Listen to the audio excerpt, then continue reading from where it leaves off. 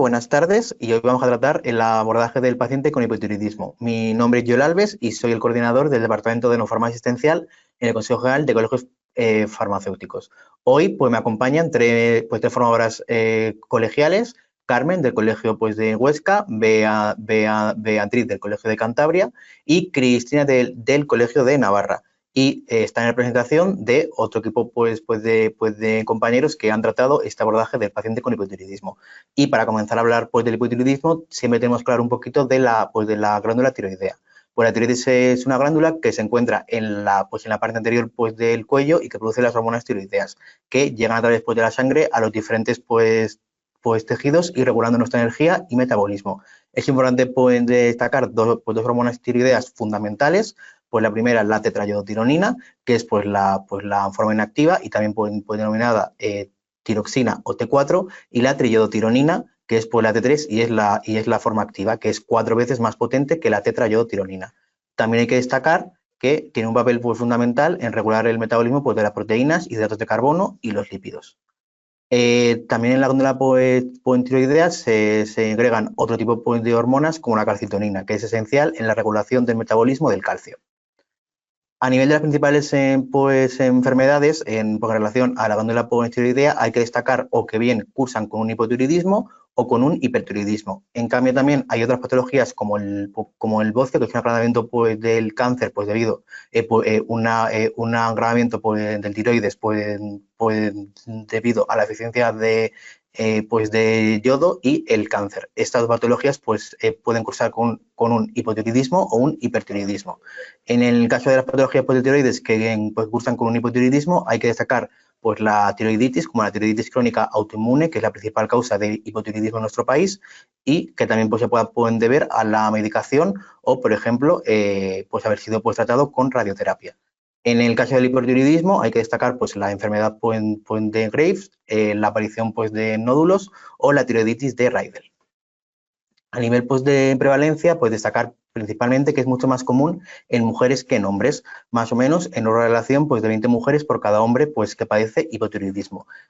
Actualmente en nuestro país, la prevalencia de la forma sintomática de hipotiroidismo se sitúa en alrededor del 2% de la población, y en el caso del hipotiroidismo subclínico, que es el caso donde normalmente no hay síntomas o son muy difusos, es mucho más prevalente, en torno al 4-10% de la población. En el caso del hipertiroidismo, se sitúa en torno al 0,7%, y al igual que el hipotiroidismo, afecta más a mujeres que a hombres. También hay que destacar que la prevalencia de cáncer de tiroides en nuestro país suele ser alrededor de 6.000 nuevos casos cada año. ¿Cuál es nuestro papel como farmacéuticos comunitarios? Pues en el caso del hipotiroidismo es especial hacer una prevención desde la farmacia comunitaria, esencialmente también en la prevención secundaria a través de la detección de signos de alarma o criterios de derivación.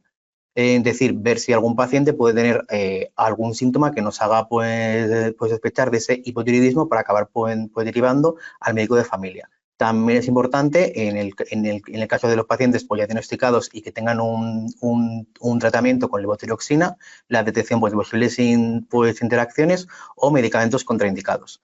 Y todo esto al final para ofrecerles servicios profesionales farmacéuticos asistenciales, atendiendo siempre a situación individual. Y también pueden destacar que todo esto lo hacemos para aumentar la calidad de vida del paciente con hipotiroidismo, y para estos SPFAs tenemos una herramienta que es Nodofarma Asistencial para poder registrar estos SPFA, como veremos ahora en los casos prácticos que vamos a realizar. Y ya por último, simplemente recordaros que dentro de YouTube tenemos un canal que se llama Mi Farmacia Asistencial, donde todas estas píldoras formativas que vamos estarán van estando disponibles para que las podáis consultar. Y sin más, os dejo ahora con mi compañera Carmen, del Colegio de Huesca. Bueno, buenas tardes. Voy a intentar en breve tiempo resumir los aspectos más importantes de la patología del hipotiroidismo. Empezaremos por definirlo. Es una disfunción de la glándula tiroides que cursa con disminución de la producción y secreción de hormonas tiroideas, de la T3 y de la T4. Estas hormonas son fundamentales para regular el metabolismo y el desarrollo neurológico y físico del organismo. Su déficit va a producir una ralentización de todas las funciones vitales.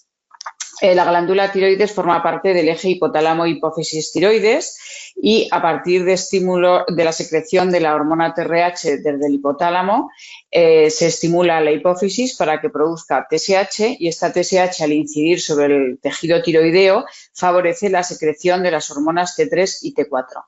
Cuando estos niveles son normales se mandan señales inhibitorias hacia el hipotálamo y a la hipófisis para inhibir su secreción. Y cuando es deficitario, pues se mandan señales estimulantes.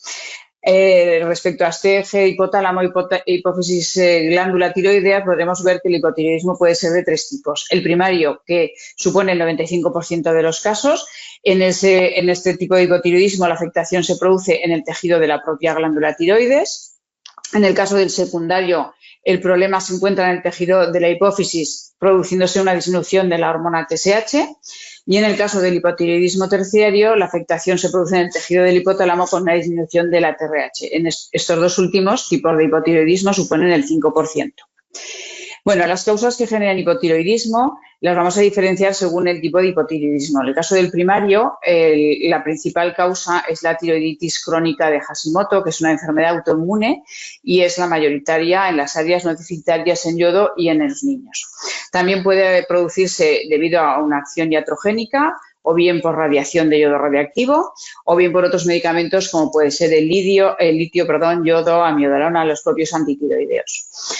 También tras una extirpación quirúrgica, bien de una parte o de la totalidad de la glándula, otros procesos inflamatorios de la glándula, en el hipotiroidismo congénito presente ya desde el momento de nacimiento en el neonato, o también derivado de otras enfermedades infiltrativas como puede ser la hemocromatosis o amiloidosis que puedan producir alteraciones en el tejido glandular.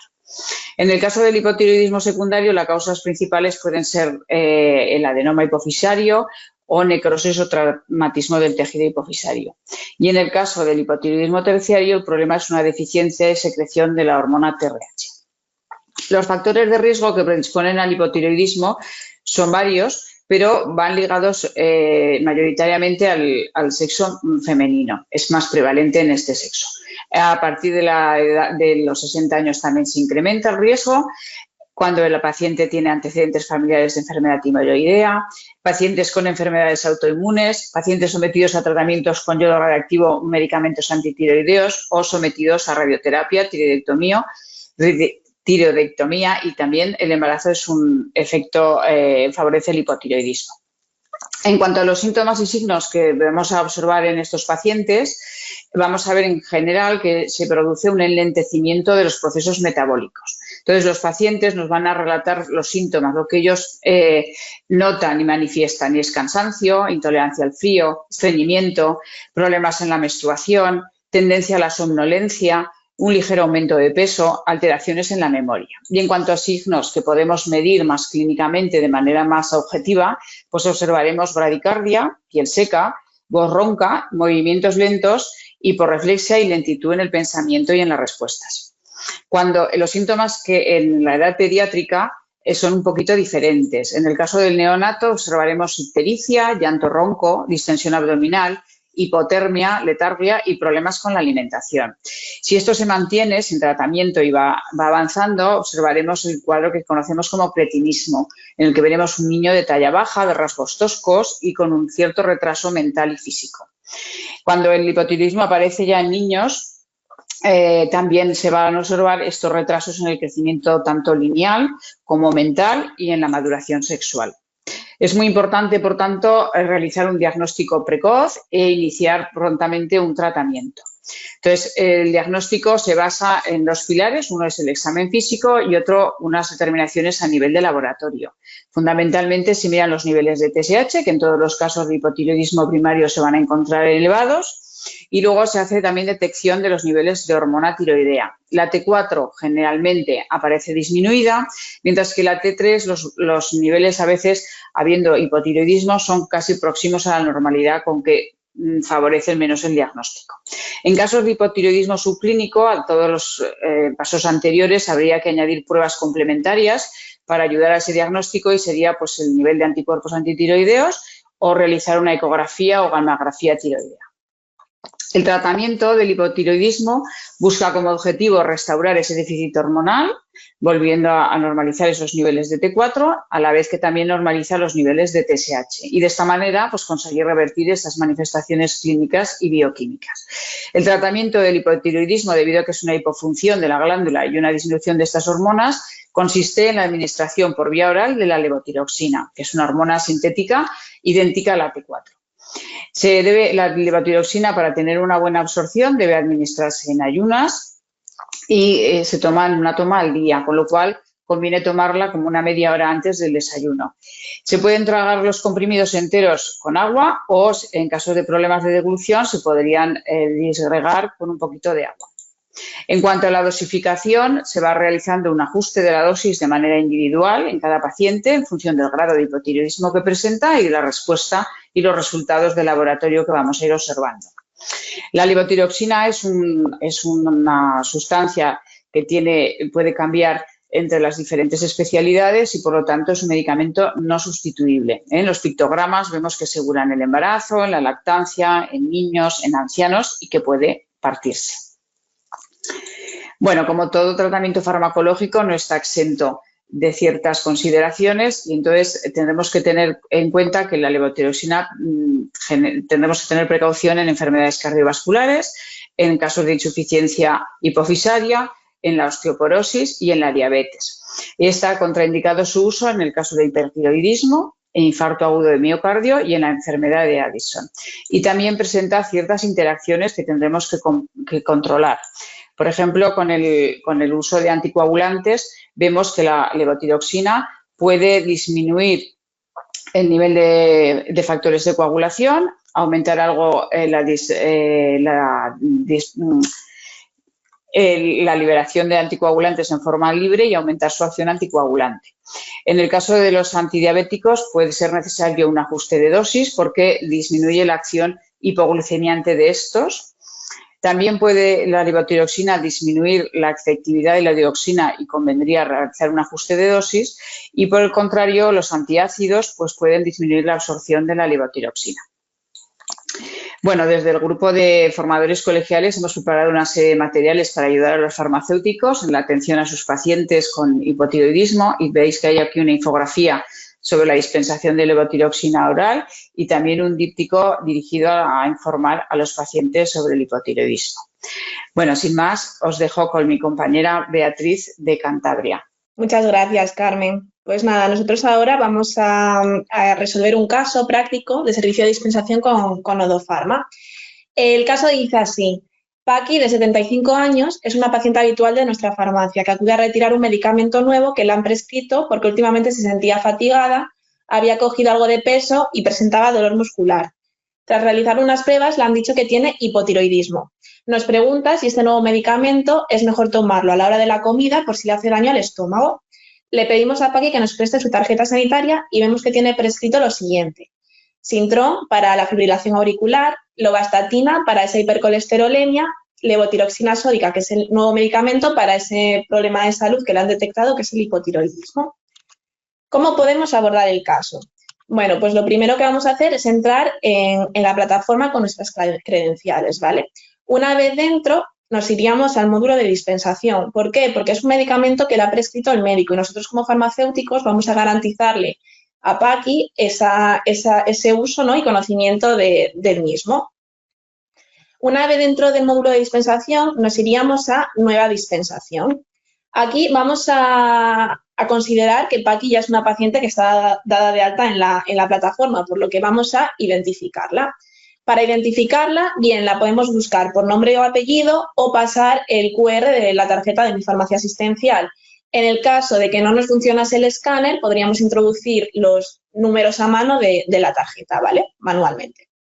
Vale.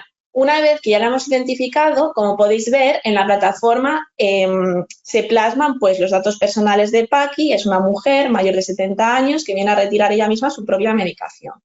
Aquí vemos que nos plasma sus patologías, ¿vale?, relacionadas con sus tratamientos activos. Nosotros ahora queremos que la plataforma nos registre ese nuevo problema de salud y esa medicación a dispensar. Por lo tanto, aquí en la casilla de problemas de salud escribiríamos hipotiroidismo y el nuevo medicamento a dispensar, que es esa levotiroxina. Aquí lo podemos, como ya sabéis, escribir por principio activo o bien por código nacional, que siempre es mucho más fácil.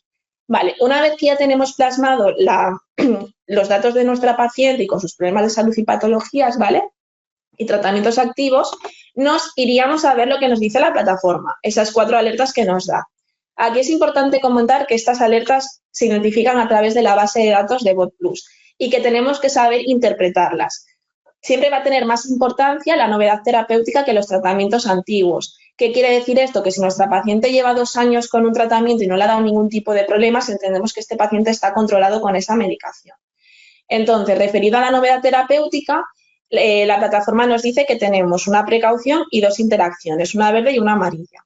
En cuanto a la precaución, lo que nos dice es que los pacientes que han estado en tratamiento con lovastatina y presentan hipotiroidismo, se pueden dar casos de una miopatía, mialgia o radiomiolisis, dolor y daño muscular, ¿vale? Entonces, aquí tenemos que estar un poco pendientes de que si Paqui desarrolla cualquiera de estas dolencias, nos lo debería de comunicar, porque puede ser que sea necesario una valoración analítica de controles de colesterol y parámetros asociados, ¿vale? Pero puede ser que no lo presente, simplemente pues tenerlo en cuenta. Después tenemos una interacción verde. Las interacciones verdes casi nunca hay que tener precauciones especiales con ella, ¿vale?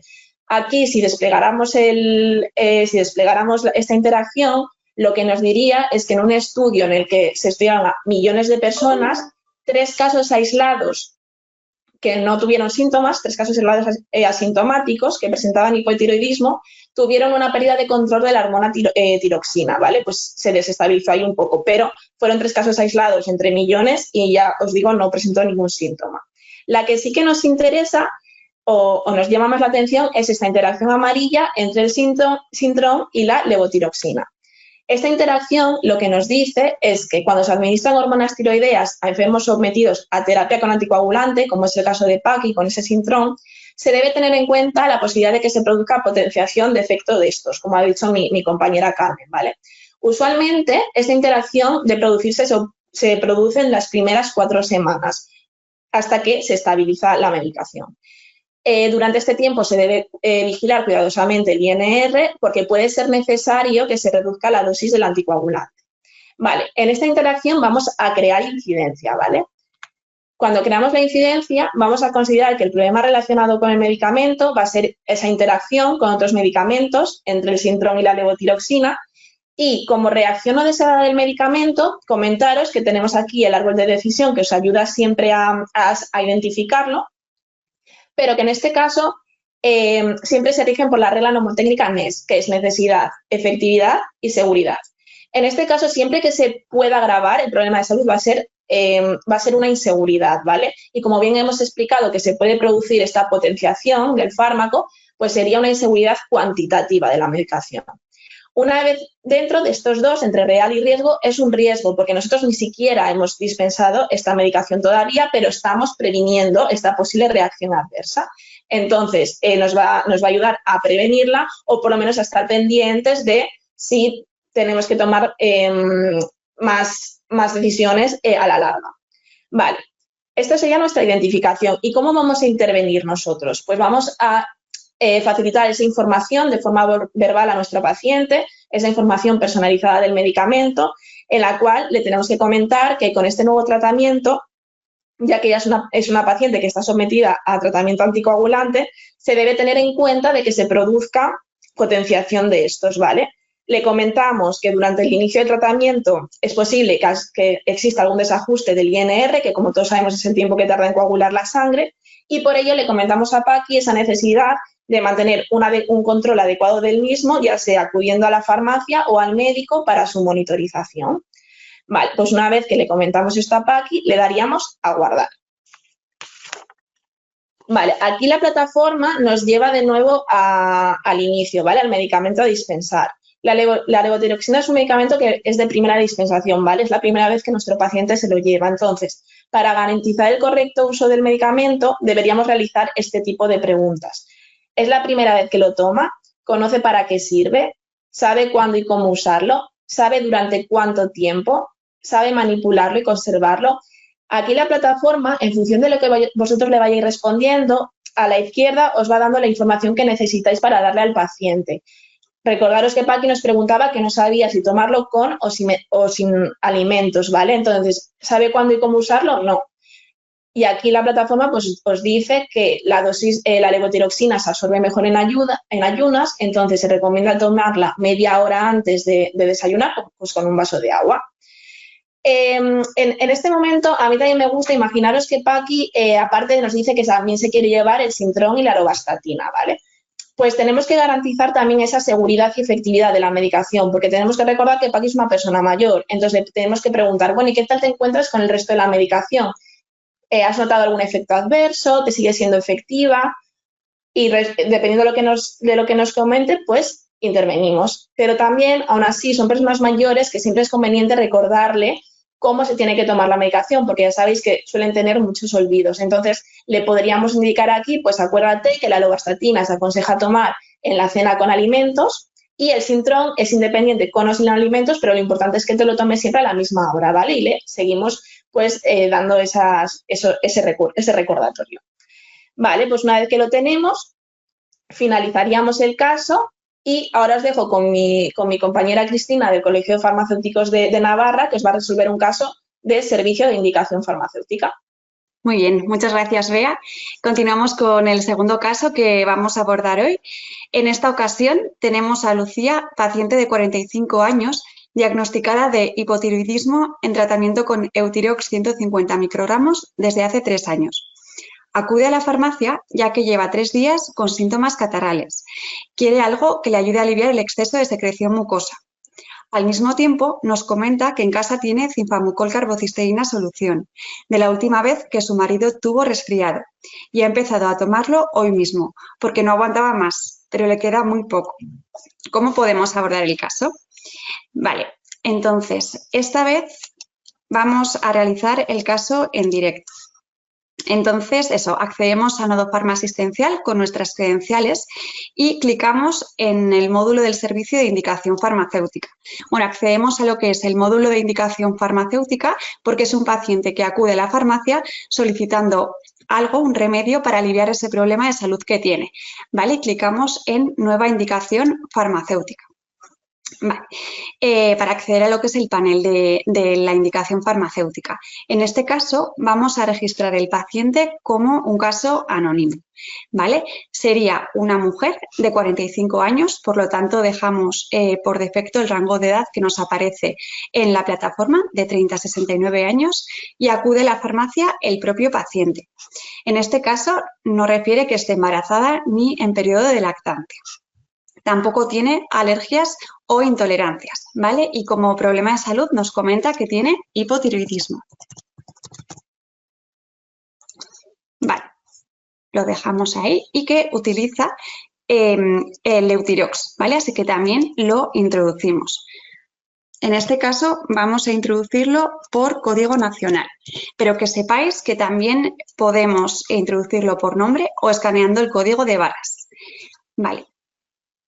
Vamos a la siguiente sección, que sería la razón de consulta, porque nuestra paciente ha venido a la farmacia. En este caso, sería por un resfriado común.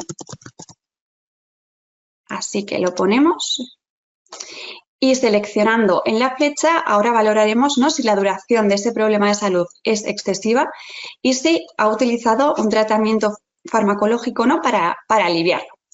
Antes de valorar, de introducir ese tratamiento, vamos a ver que en esta sección tenemos diferentes protocolos de actuación, ¿vale?, disponibles. Entonces, en primer lugar, tenemos una ficha de criterios de derivación al médico en el síndrome gripal y catarral, ¿vale?, clasificado por edad, síntomas, la duración de esos síntomas, enfermedades y o medicamentos y situaciones especiales a tener en cuenta, ¿vale? Tras valorar toda la información que nos ha aportado el paciente, ¿no?, en este caso, pues no lo derivaríamos al médico. Vale.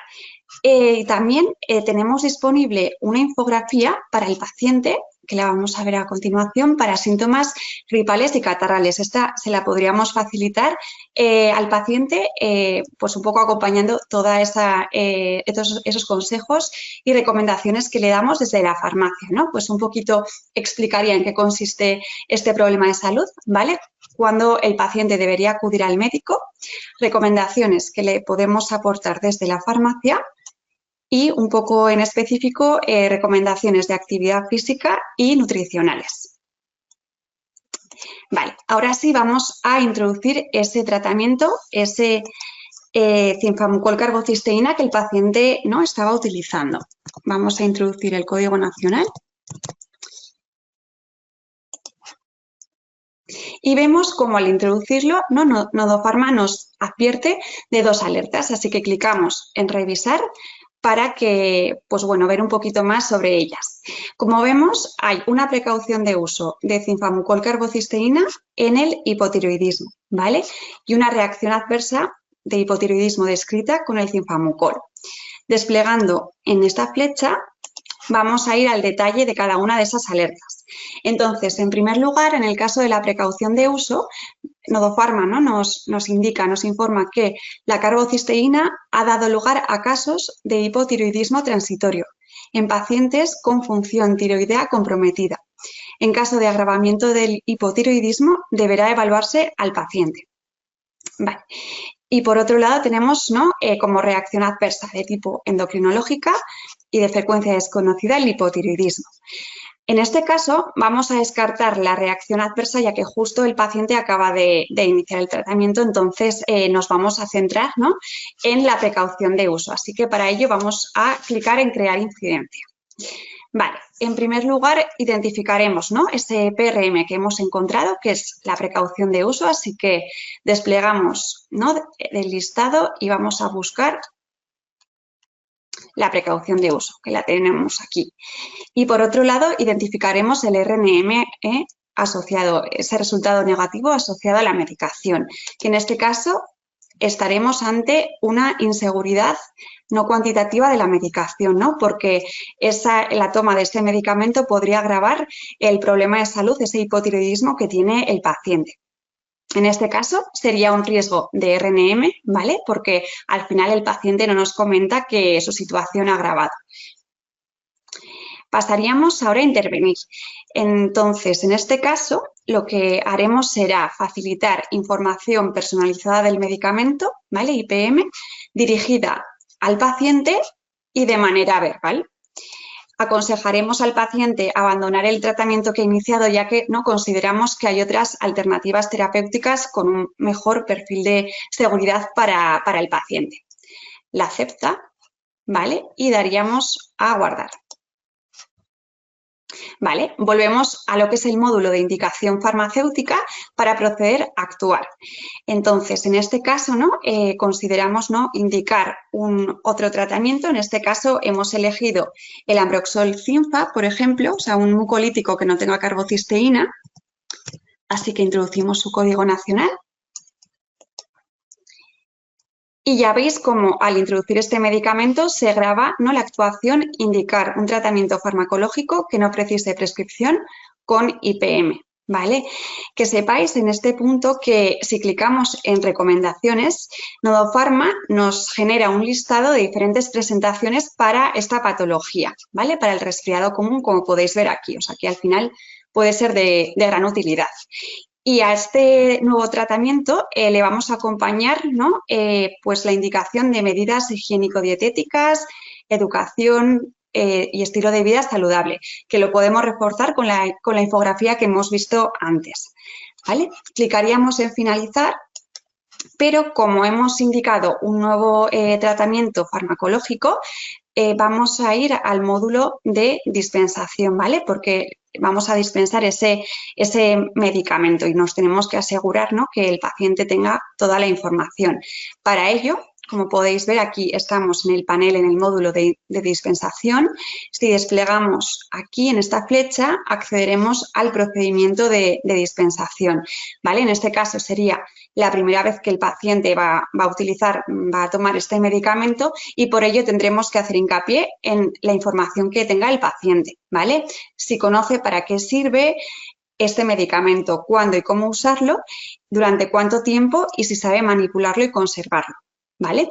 Y ahora ya sí clicaríamos en finalizar y ya habríamos acabado el caso. Muchas gracias.